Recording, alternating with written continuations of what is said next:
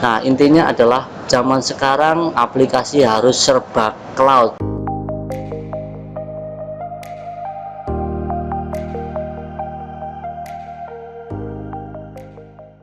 Bismillahirrahmanirrahim. Assalamualaikum warahmatullahi wabarakatuh. Selamat datang di channelnya Pejuang Karyawan. Seperti biasa teman-teman, di channel ini saya akan berbagi banyak informasi ya, seputar lowongan pekerjaan, lamaran pekerjaan, aplikasi, tutorial, hiburan, job desk, dan lain sebagainya ya. Kalian bisa lihat sendiri di video profilnya Pejuang Karyawan. Di situ banyak video yang sudah saya share, mungkin bisa menambah wawasan kalian. Nah, untuk video kali ini saya akan membahas tentang seperti apa software payroll yang bagus untuk digunakan ya. Oke, daripada panjang kali lebar kali tinggi, langsung saja kita bahas mulai dari yang pertama. Silahkan teman-teman lihat di monitor atau layar HP atau layar tancap kalian ya. Nah, di sini sudah ada presentasinya seperti apa software payroll yang bagus untuk digunakan dari sisi perusahaan. Ini yang pertama ya.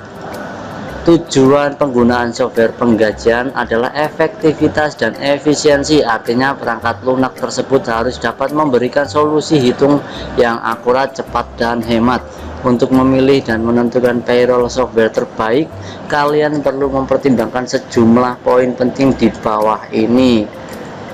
Yang pertama adalah sesuaikan kebutuhan perusahaan. Setiap perusahaan memiliki skala kebutuhan yang berbeda. Misalnya kebutuhan pengelolaan karyawan untuk usaha kecil UKM tentu tidak sama dengan korporasi yang memiliki banyak anak perusahaan. Pilihlah software yang punya skalabilitas tinggi dan mampu menyesuaikan kebutuhan pengguna, sehingga kalian tetap dapat menggunakannya seiring pertumbuhan perusahaannya. Jadi bisa menyesuaikan, update terus ya fiturnya. Kemudian yang selanjutnya adalah menawarkan kemudahan. Aplikasi terbaik harus memenuhi syarat mudah digunakan. Apabila penggunaan software malah merepotkan klien seperti mensyaratkan penyediaan infrastruktur pendukung dan teknisi IT, proses install, update berkala, dan pengunduhan itu kayak update-nya ya, data secara manual, maka software itu justru menyulitkan. Kemudian yang selanjutnya adalah menyediakan support service. Cari tahu apakah penyedia aplikasi memberikan support service yang baik dan memuaskan.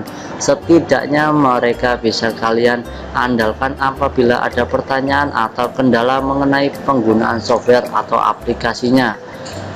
Untuk yang selanjutnya adalah disediakan oleh provider yang punya reputasi.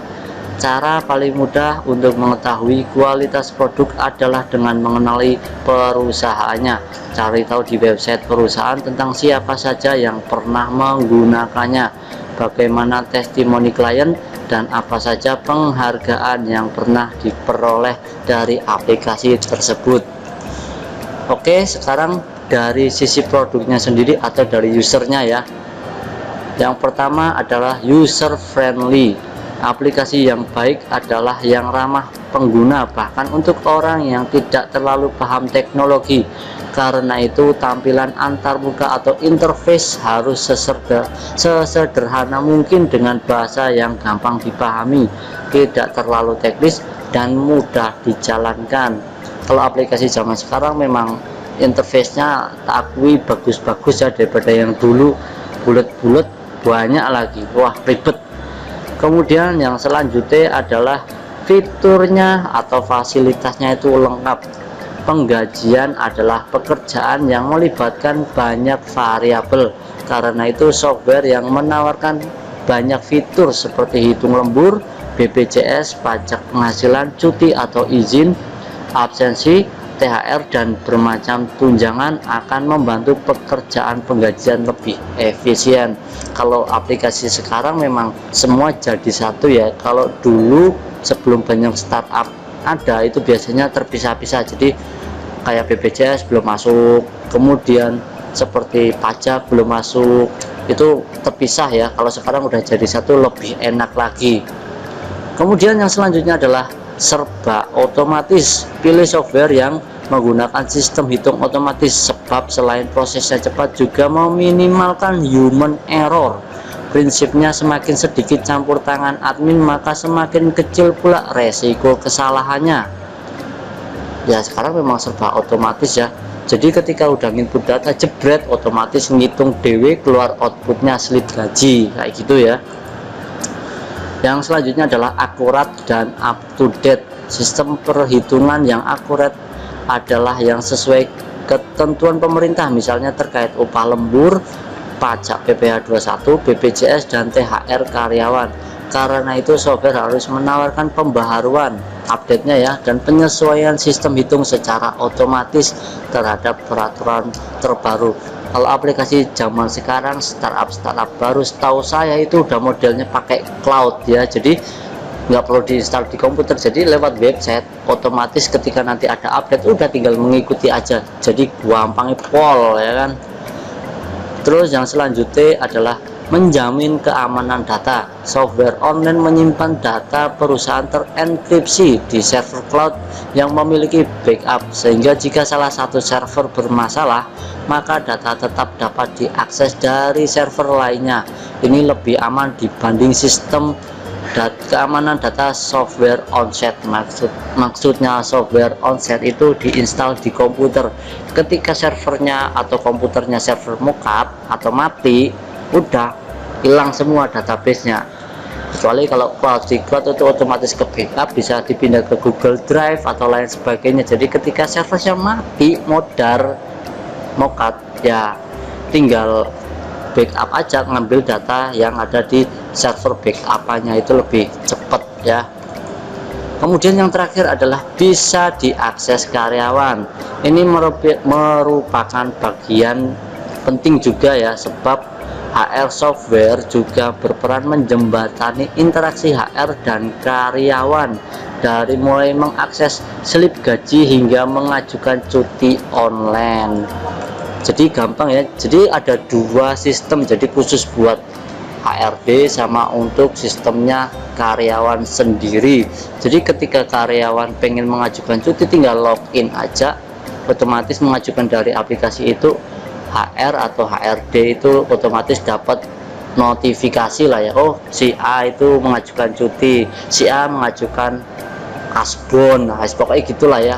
Jadi terintegrasi seperti itu. Oke, mungkin itu saja ya yang bisa tak sampaikan tentang seperti apa software payroll yang bagus dan terbaik untuk rekomendasi kalian untuk dipakai di perusahaan ya. Jadi itu tadi tak jelaskan, itu udah bagus banget menurut saya kalau punya kriteria itu ya. Nah intinya adalah zaman sekarang aplikasi harus serba cloud, jangan diinstal di set ya kalau nggak terpaksa. Kalau cloud itu enak banget, diakses dimanapun itu masih bisa selama ada koneksi internet. Tapi kalau semua di onsite atau di komputer kantor, di server kantor, kalian walaupun dari rumah tidak bisa mengakses kecuali dia ditembak dari IP public, dia ditancapi IP public baru bisa connect dari luar. Tapi kalau nggak ada IP publicnya ya udah, dia tidak bisa connect dari rumah atau dari WC atau dari tempat nongkrong, jadi repot. Kalau sekarang cloud udah dimanapun bisa akses selama ada koneksi internet. Oke, mungkin itu aja teman-teman. Kalau semua mau ada pertanyaan, kritik dan saran atau tambahan gitu, silahkan tinggalkan di kolom komentar di bawah ini, nanti kemungkinan akan saya jawab juga ya. Oke, terima kasih sudah menonton. Jangan lupa menonton video lainnya yang ada di profil Pejuang Karyawan. Semoga video ini bermanfaat dan menambah wawasan. Terima kasih. Wassalamualaikum warahmatullahi wabarakatuh.